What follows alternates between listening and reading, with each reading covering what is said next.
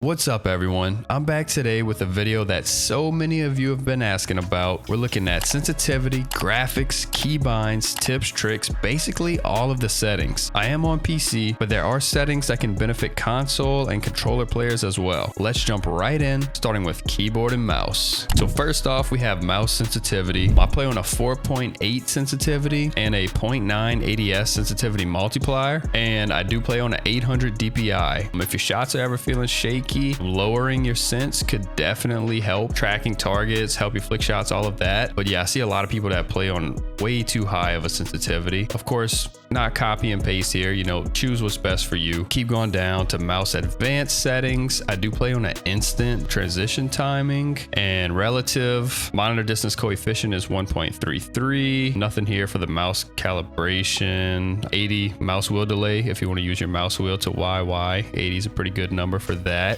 All right, next we'll jump into the keybinds. Could look at a little binding preview here. Kind of a general idea of what we have going on. Pretty much all some pretty standard keybinds here. This is just like sensitivity, nobody's gonna have the same exact keybind, so do what works best for you here. Advanced keybinds. One of the big ones in here is slide. Definitely want to be running a dedicated slide key. I've also seen other people run a dedicated mantle key. That can help as well. Yeah, slide key is the most important thing here. All right, we can keep going down. The combat keybinds, pretty standard stuff. Do what feels best for you here. But if you want to use mine, it's just a kind of a guide to start with. Kind of get an idea of what you're looking at here.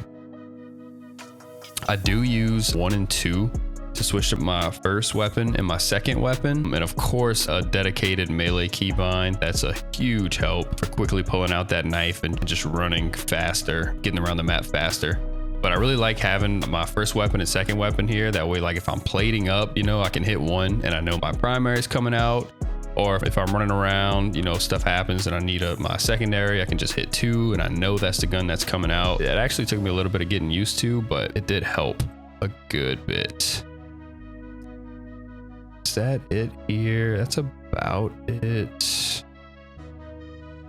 Ping, scoreboard. Look at menu advanced. I don't think I've ever changed any of this, to be honest.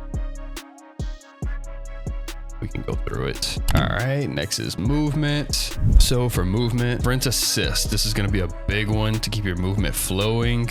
Movement, YY, TikTok demon. Definitely wanna have this tactical sprint assist on, sideways, backwards, and have that sprint assist delay all the way down to 0. I do not use mantle assist or crouch assist. Corner slice, I turn this off because it just messes up centering. I don't like it at all. I have seen a few people play with it, but I'm just not a fan of it. Wall jump assist, there's no wall jumping in Warzone yet, other than the LTMs, but we'll see. Hopefully they can add that in. I would be a big fan of wall jumping in Warzone myself. Crouch behavior toggle. Prone behavior, go to. This one helped me out a good bit because like if I was in a sticky situation and I needed to hide behind cover, I would spam my prone and it would just like go up down. If it's on toggle, it would prone and then it would unprone and prone and unprone. But if you put it on go to, you can spam it and you'll just stay prone and then you can just sprint out of your prone. What else do we have? Parachute automatic behavior, you want that off. Sprint restore, slide maintain sprint. I keep both of those on just to keep the momentum flowing. Advanced movement settings, grounded mantle off. I'm not sure why that's locked, but I do like off for that. All right, now we can jump into combat. Hold, ADS behavior, toggle sucks for Call of Duty, but other games is pretty good. Dedicated keybind for the melee, we went over that. What else do we have here? Combat advanced settings, pretty much some standard stuff here, nothing crazy. Overlay advanced settings, not sure if I've ever changed any of these. Yeah, that's what we got there. All right, so now we can jump on into the graphics. I always play on full screen exclusive. See some people playing in borderless, but I don't know, I'm not a fan of borderless. I always make sure I'm in exclusive. I feel like there's less input delay or like the game just runs smoother. I just think exclusive is the way to go here. Refresh rate, you know, just match your monitors, how many hertz your monitor is. Display resolution, same thing, match your monitor. If you have a 1440p monitor, make sure you're not in 1080 right here. Get the full advantage of that monitor. Brightness, I might actually up this to like 52. It all depends on your gear and what you have. We can keep on going down. NVIDIA reflex low latency. If you do have NVIDIA GPU, on plus boost is what works best for me. Some people rather on. It kind of depends if your CPU bottlenecked or if your GPU bottlenecked. You can try both, but on plus boost has always worked the best for me. Unlimited frame rate, I just capped that in my NVIDIA 3D settings. HDR off. All right, so that's display. Let's look at the quality. So the new wave right now is NVIDIA DLSS. Same thing. If you have a NVIDIA graphics card, you can put DLSS on. It's been Fidelity Cast for the past, I don't know how long, but everybody's starting to switch to NVIDIA DLSS, and it's actually pretty good. I'm running it on balanced, 100 sharpness, and the big one is transformer. Make sure your model's on transformer and not CNN. But yeah, give DLSS a try, and you'll probably gain some frames and your game will look much clearer. Previous years, this has been, gives you input lag and it looked bad, but they fixed it this year. So yeah, it's pretty nice. You should definitely give that a try. VRAM scale target 70. If your game's crashing a lot and stuff, you can try lowering this. Like if you're all the way up at 90 and you're crashing a lot, or even 80 down to 70, you know, you can always go down with that. So I do play with my texture resolution on normal just for gameplay videos and everything to look better. But if you, depending on what PC you have, you can put this on very low and gain some frames. Well worth it. Pretty much the rest of these settings though have low off. And there's one more that I don't keep all the way down. Okay, so screen space shadows, I keep on low instead of off, just so my gun camos and stuff look a little better. If it's completely off, the guns don't look as good. And of course we want those camos to look nice. So that one I just keep on low instead of off, but everything else on here, low, low, off, very low, you know, max performance, of course.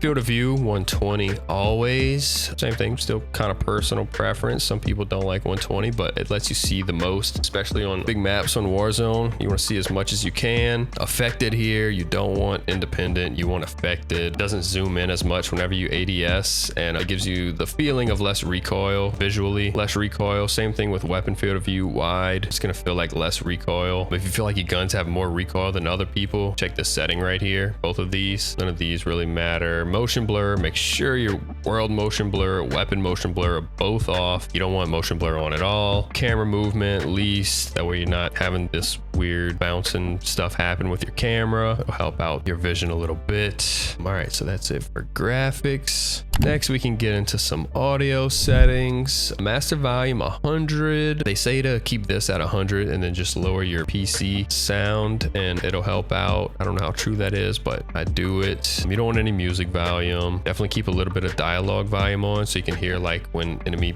PAs are called in, stuff like that. I do run enhanced headphone mode. You don't have to. You can turn this off on. Audio's different for everyone, you know, different headsets, IEMs, all of that, PC, PS5, Xbox, everything, you know, audio is really a lot different. I do find that Sucker Punch is one of the best mixes though. Treyarch mix as well, it's pretty good, but Sucker Punch is my favorite for sure. Asymmetrical hearing compensation, I definitely like that on. And the frequencies, I do configure the frequencies. I think this so far has helped me the best. You can try it out. If you don't like it, just completely turn it off and see what that sounds like for you. But so far, of course, you know, same thing for the left channel and then the right channel here, same thing for both of those. That way you're hearing the same thing in both ears. Reduce the night of sound, I like that on. Market preset default. Voice chat, whatever you want in here, it's all up to you. Prox chat on, off, whatever you're feeling. All right, so next we'll get into interface. I don't really change much here. Telemetry, you can keep your FPS counter on. Server latency, packet loss, do like to see those. Color customization, I did make a few changes here. Color filter 2 is, I'd say, the nicest one. Color filter target, You can put this to both or world. One of those would be pretty good. And world intensity, put that at 100. Interface as well, and that'll definitely give you some nice visuals. I do run Artisoir LUT filters, which helps out a lot, but if you don't have LUT filters, these settings right here definitely brighten up your game and let you see a little better, especially if you're on console, you know, and you can't really get LUT filters. All right, next we're in gameplay. HUD bounds. This is a big one, especially if you play close to your monitor. You can shrink this in the center of your screen. That way you don't have to look so far at your mini map. Most of these, I'd say I haven't changed much. Crosshairs, we've definitely changed our crosshairs. So static, I'm a big fan of static. I do keep the spread lines on just so I can see where my hip fires are going and how tight the spread is, but static is much better than just on, because like your crosshairs aren't bobbling all over the screen and kind of giving you that unnecessary motion. Kind of like throws off your centering and stuff, I find. Same thing with the center dot, static, and I do make it larger. That way I can see my center dot a little more. It helps with centering a lot. And you also can turn your crosshairs completely off and make your center dot largest on static, and that can really help you to work on your centering around corners and stuff.